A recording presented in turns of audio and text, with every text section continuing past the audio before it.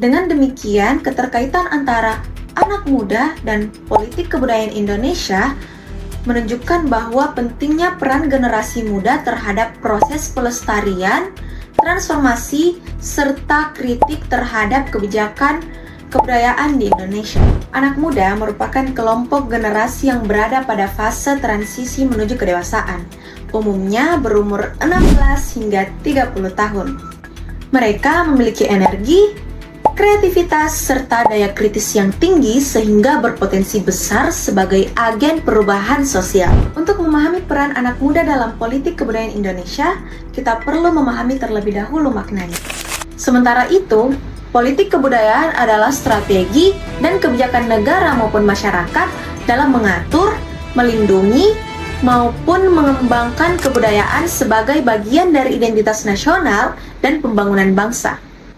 Di tengah tantangan globalisasi dan terbatasnya ruang partisipasi, penguatan peran pemuda menjadi kunci keberlanjutan budaya nasional. Anak muda memiliki peran yang sangat sentral dalam politik kebudayaan Indonesia, baik sebagai pelestari nilai budaya, inovator pengembangan budaya, maupun sebagai pengkritik kebijakan yang tidak berpihak pada masyarakat. Dengan dukungan kebijakan yang inklusif, pendidikan budaya yang kuat, serta ruang ekspresi yang memadai, anak muda dapat menjadi garda terdepan dalam menjaga identitas dan masa depan kebudayaan Indonesia. Di tengah arus globalisasi, budaya Indonesia menghadapi tantangan besar. Lalu, di mana peran anak muda dalam politik kebudayaan yang ada di Indonesia? Pemuda punya peran penting dalam politik kebudayaan.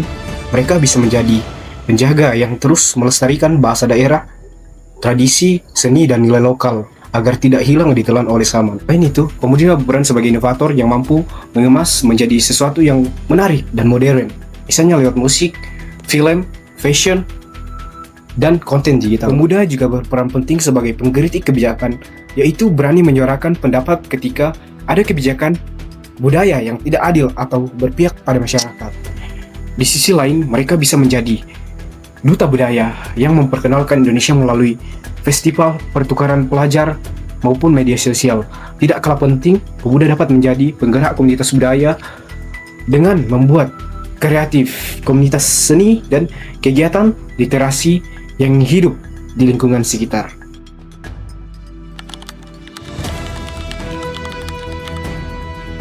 Politik kebudayaan di Indonesia disusun sebagai upaya strategis untuk menjaga, melindungi, dan mengembangkan identitas bangsa di tengah keberagaman dan globalisasi.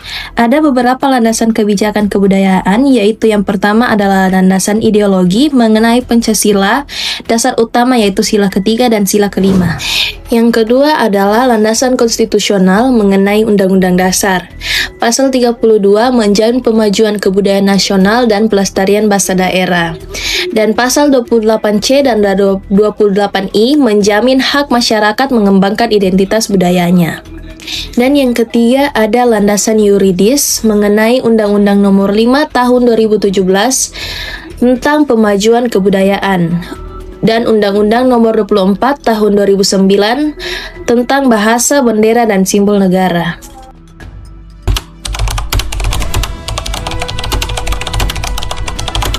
Namun, selepas dari itu semua, anak muda dan politik kebudayaan memiliki beberapa tantangan. Tantangan yang pertama adalah globalisasi dan budaya asing. Anak muda sekarang lebih memilih budaya asing dibandingkan budaya lokal, karena dianggap budaya lokal tidak relevan dengan kehidupan modern. Tantangan yang kedua, kurangnya ruang partisipasi.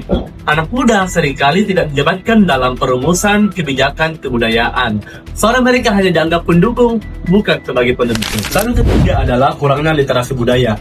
Banyak anak muda masa kini tidak mengetahui tentang sejarah dan nilai budayanya sendiri. Tantangan yang terakhir adalah ketimpangan akses. Anak muda yang tinggal di daerah pedalaman sulit mengakses informasi dan dukungan kebudayaan. Halo Kak, selamat pagi. Mengganggu aktivitasnya, bisa minta wawancaranya? Halo Kak, Oke, Kakak atas nama siapa Kak? Ardiansyah. Oke Kak Ardiansyah, aku mau tanya nih Kak.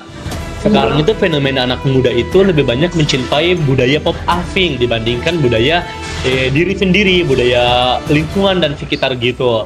Terus bagaimana Kakak menanggapi hal tersebut?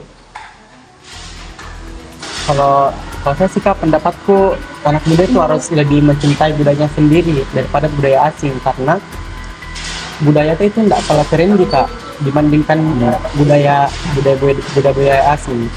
Oke. Contohnya seperti apa tuh Kak? Kayak seperti tarian-tarian adat, tarian-tarian paduka, buka nggak kalah keren dengan kayak semacam K-pop. Oke, jadi menurut kakak ini anak muda perlu melestarikan lagi budaya-budaya yang dianggap sudah meredup di kalangan masyarakat ini ya. Karena budaya kita itu tidak kalah keren dibandingkan budaya-budaya luar. Terima kasih Kak. Kali ini saya sudah melakukan wawancara mengenai tantangan anak muda dan politik kebudayaan.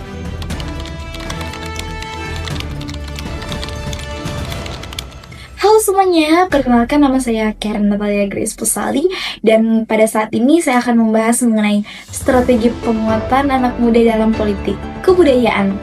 Namun sebelum itu mungkin seringkali kita menganggap bahwa budaya itu hanya soal masa lalu, padahal budaya adalah senjata politik terkuat bagi anak muda untuk menentukan arah bangsa. Tapi pertanyaannya, sudah siapkah kita menggunakannya? Dalam strategi penguatan politik kebudayaan, kita perlu melakukan 3 hal utama. Yang pertama yaitu reclaiming identity. Kita harus merebut kembali narasi lokal dan mengemasnya secara global. Jangan hanya jadi konsumen budaya asing, tapi jadilah prosedur makna. Yang kedua yaitu strategi leadership. Di sini kita bisa belajar dari pemikiran dalam buku-buku tulisan. Beliau menekankan bahwa perubahan besar tidak datang dari keberuntungan, tetapi dari kepemimpinan yang terukur dan manajemen strategi yang tepat.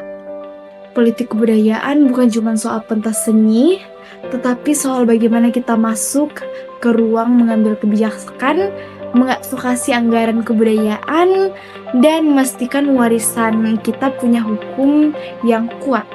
Seperti dalam pesan literatur Edliston tentang efektivitas organisasi, kita butuh visi yang jelas dan eksekusi yang nyata. Jadi jangan cuma bangga jadi anak Indonesia, tapi mulailah terlibat dalam kebijakan yang menjaga Indonesia. Kemudian yang ketiga atau yang terakhir ada digital literasi.